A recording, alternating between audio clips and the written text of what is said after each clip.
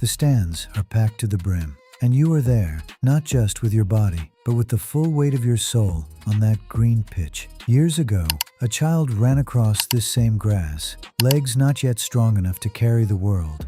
Now, it's the same ground, the same air, the same scent filling your lungs, but everything is different. Millions of people came to know you, love you, support you, and believe in you. But what about you? Could you stay true to your own story? At night, you used to slip away to that old training ground. Back then, even the floodlights at Santos's training pitch barely worked. But the moment the ball touched your foot, there was no need for light. You were the light. Every touch told the ball one thing: I'm here. At night, you used to slip away to that old training ground. Back then, even the floodlights at Santos's training pitch barely worked. But the moment the ball touched your foot, there was no need for light. You were the light. Every touch told the ball one thing: I'm here. Your father, Neymar Santos, was a man whose dreams had been left unfinished. Everything he could never achieve, he placed in your hands like a sacred trust. He rarely spoke on the way to matches. His heavy gaze said everything. You would carry the weight of that gaze on your shoulders from a very young age. But that weight didn't crush you. Instead, it became a compass, guiding you through the stormiest days of your life. Santos was more than just a city. It was a legend woven from Pelé's legacy. In 2003, when you walked through those doors at the age of 11, nobody knew who you were, but fate had already written your name. You were 14 years old, and Real Madrid was knocking on your door. They wanted you. Everything was ready. Plane tickets, enormous figures, a bright future. But your father said no. You must stay at Santos. Your roots are here. That decision was no ordinary choice. It was the decision that would make you who you are.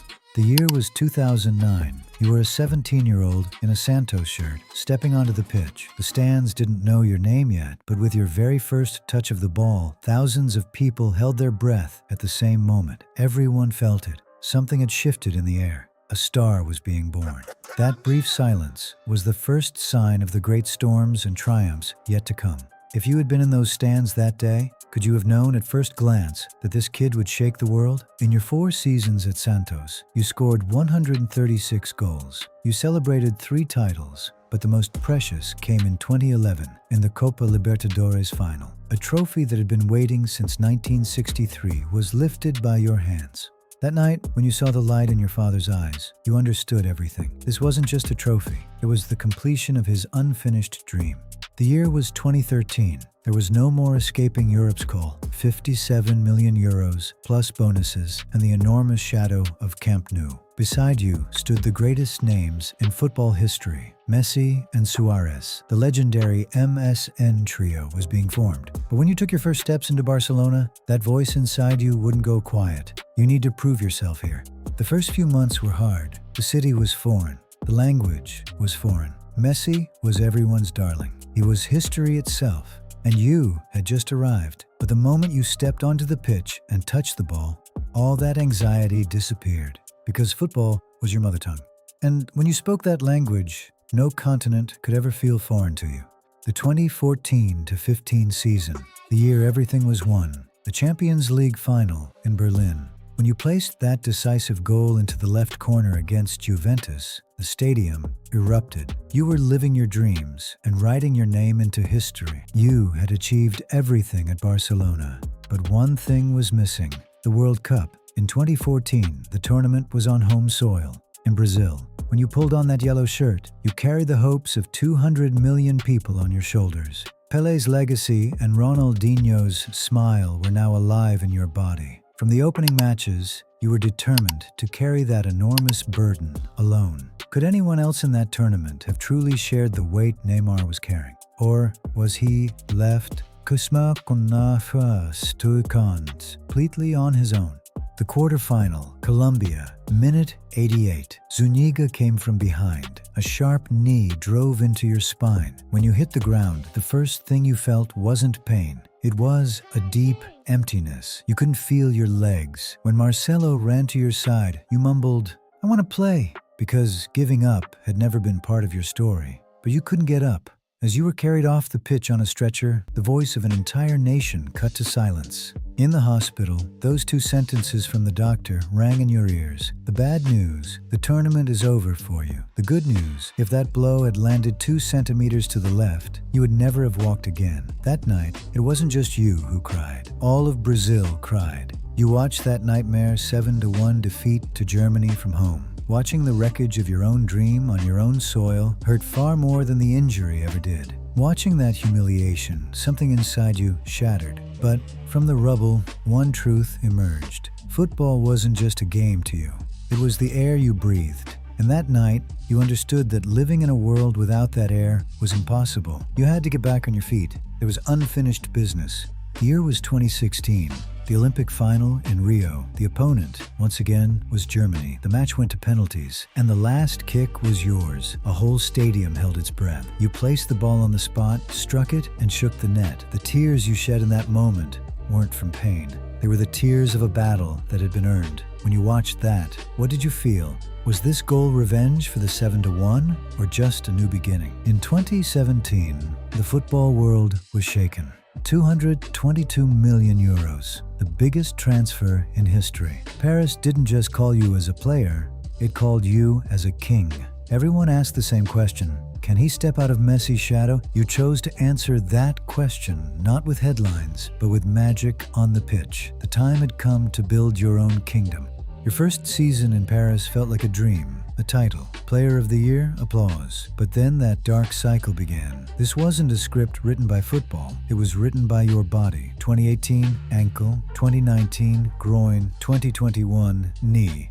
With every injury, Paris's winter grew a little colder, and the roar of the stands grew a little more bitter. If this story is touching something inside you, know that you are not alone.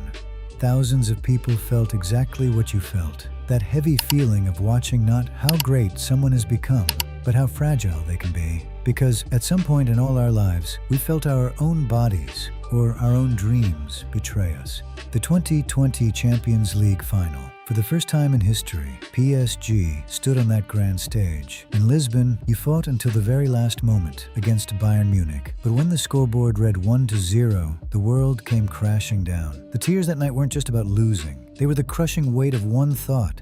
Maybe we'll never get back here. 6 years, 118 goals. But that long-awaited Champions League trophy never came. Every season began with great hope. Every season ended with an early goodbye. Slowly, the headlines changed. Where they once wrote star, they now wrote disappointment. You read those heavy words. You felt every single one of them down to your bones. But still, every morning, sometimes with your leg aching, sometimes with tears in your eyes, you walked out onto that training ground. 2023. A new destination, Al Hilal. Astronomical figures, a new continent. While everyone asked, why? You were perhaps just searching for peace. But fate wouldn't let you rest. Even there, when you collapsed in an international match in October, it wasn't just your ACL that snapped. Everything stopped. 7 matches, 1 goal, and then deep silence. Do you think Neymar can break that silence and rise for one last dance? Or has the story already ended here? January 2025. The parting of ways with Al Hilal. You walked away from $71 million. You signed that paper and left because numbers no longer held any meaning. Your spirit was worn. Your body was battered. But one question echoed in your mind. Where to? The answer had been hiding in your heart all along. February 6th, 2025. Santos, standing in the dressing room of the Urbano Caldeira Stadium. That familiar scent filled your lungs. Old wood, sweat, and freshly cut grass. The smell of your childhood. When you stepped out toward the stands, thousands of lights sparkled like stars. After 12 years, they put that famous number 10 on your back again. Pelé's legacy, your destiny. That number. In that moment, you understood. The world had thrown you in every direction. But you only ever truly belonged here.